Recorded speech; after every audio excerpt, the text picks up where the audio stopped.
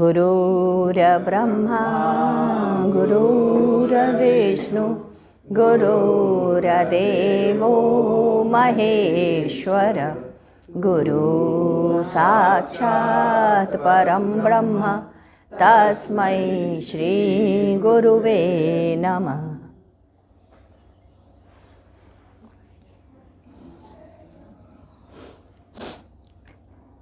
6 मार्च 92 शुक्रवार।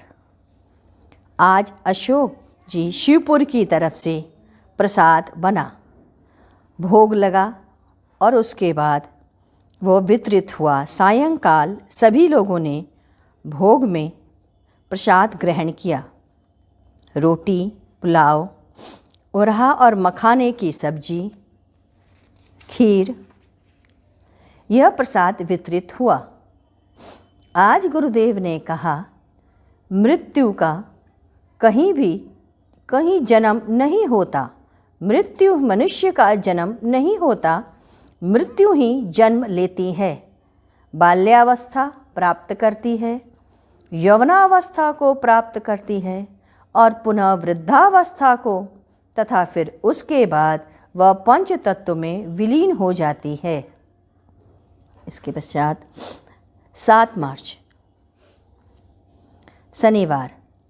आज भी प्रातः जब मैं गुरुस्थली पर पहुंचा, वहां पर मुख्य रूप से भगवत चर्चा में नगवा वाले महात्मा, कंचा वाले बाबा तथा भगवान सहाय एवं काली दादा यानी कालीपद गुहाराय जी की चर्चा होती रही। उन्होंने बताया कि ये सभी संत बहुत ही उच्च कोटि के हैं तथा परम तत्व में विलीन रहे, पुनः उनका जन्म नहीं होगा। इन सभी महात्माओं में पूरे ब्रह्मांड जैसी शक्ति है, लेकिन कभी भी ये लोगों के सामने जाहिर नहीं होने देते। पता चलना बहुत मुश्किल है। भगवान सहाय के यहाँ गोपीनाथ कविराज तथा बाबा गोरखनाथ जी उनसे मिलने आया करते थे। आज सायंकाल के समय सरिता जी का यज्ञ हुआ, 7 वचन वाला यज्ञ। स्वयं गुरुदेव ने उस यज्ञ को कराए। आज गुंजन ने गुरुदेव को जबरदस्ती करके हाथों से भोजन कराया। भोजन कराते समय उसने यह बात रखी, बोली कि आप नहीं खाते हैं, खाएं। कहने के पश्चात उनके अनुग्रह पर वह बैठे और भोजन को किए।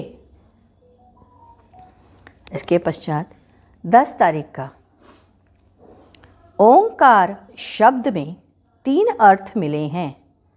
अ से तात्पर्य संसार से, ओ का अर्थ पिंड से, म का मतलब ब्रह्मांड से मिलन।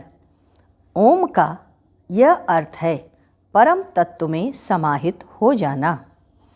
परमात्मा की प्राप्ति में ज्ञानी अपने ज्ञान मार्ग से उसे प्राप्त करने की चेष्टा करता है, जबकि अज्ञानी अति शीघ्र जाने के लिए भक्ति मार्ग से उस परमात्मा को प्राप्त कर लेता है। भक्ति मार्ग से प्राप्त करने में उसके अंदर उसके प्रति अतिशय इश्क होना चाहिए, समर्पण होना चाहिए। व्यक्ति अगर कुछ भी न कर सके तो अपने गुरु के प्रति पूर्ण रूप से समर्पित हो जाए। उसकी सेवा मन से, तन से और प्राण से करे, वह तब परमात्मा को प्राप्त कर लेगा। संभव है गुरु के जीवन काल में ही वह परम तत्व के दर्शन ना भी कर पाए, परंतु ऊपर की सत्ता किसी न किसी रूप में उसे दर्शन करा देगी। इसी के संदर्भ में गुरुदेव ने एक कथा बताई। कहते हैं कि अमेरिका में एलिस नाम से एक संत थे। उन्होंने केवल अपना एक ही शिष्य बनाया। शिष्य उनकी तन और मन के साथ सेवा करता। गुरुदेव ने कहा, देखो, उसके गुरु ने कहा, देखो, मेरे जाने के बाद तुम इसी स्थान पर जहाँ पर कि मैं बैठा हूँ, तुम इसी जगह बैठना, इसी जगह पर सो जाना, इसी स्थान पर खाना खाना। खाना कहीं भी मिले परंतु ला करके इसी जगह पर खाना। जब तक मैं जीवित हूँ तुम्हें कुछ भी नहीं करना, केवल मेरे बर्तन को तुम साफ कर दो, यह स्थान साफ सुथरा कर दो। जब गुरु के जाने का समय निकट आया तो उन्होंने शिष्य को बुलाकर कहा, देखो, मेरे जाने का समय करीब आ गया, अब मेरा समय आ गया है, अब मैं जाऊंगा, लेकिन तुम इस स्थान को छोड़ करके मत जाना। सनय सनय अंतिम दिन करीब आया। ठीक समय पर देवदूत रथ लेकर के आ गए। गुरुदेव उस पर बैठ करके जाने लगे तो शिष्य ने कहा कि मैं उस गुरु के बिना नहीं रह सकता, मैं भी आपके साथ चलूँगा। देवदूतों ने कहा, अभी तुम्हारा समय जाने का आया ही नहीं है। गुरु ने अपना कोट उतार करके शिष्य की तरफ फेंक दिया। शिष्य ने उस कोट को अपने साथ रख लिया और गुरु के वचनानुसार वह अपना डेरा उसी स्थान पर जमा लिया। यहाँ तक कि एक बार उस जगह पानी भर गया, लेकिन शिष्य पानी से भरे उस जगह पर बैठा ही रहा। उसी जगह पर वह व्यवस्था करके सोता, वहीं पर वह खाना खाता और वहीं रहता। उस कोट के साथ वो वहीं जी रहा था।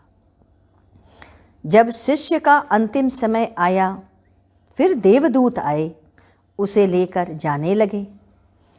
गुरुदेव ने अपने शिष्य से कहा कि तुम्हारा स्थान अब तो मेरे पास रही नहीं गया। शिष्य ने कहा, गुरुदेव, मैं आपको छोड़ करके कहीं नहीं जाऊंगा। उसके गुरुदेव ने कहा, अरे, तुम्हारा स्थान तो मेरे से भी ऊंचा हो गया है, अब तुम हमसे भी ऊंचे लोक में जाओगे, उससे भी ऊंची जगह पर रहोगे। इस प्रकार से शिष्य की गुरु भक्ति शिष्य को गुरु से भी ऊंचा स्थान प्राप्त करा देती है। आइए हम लोग गुरु कीर्तन करते हैं। ओम गुरु ओम ओम गुरुदेव, जय गुरु जय गुरु जय गुरुदेव।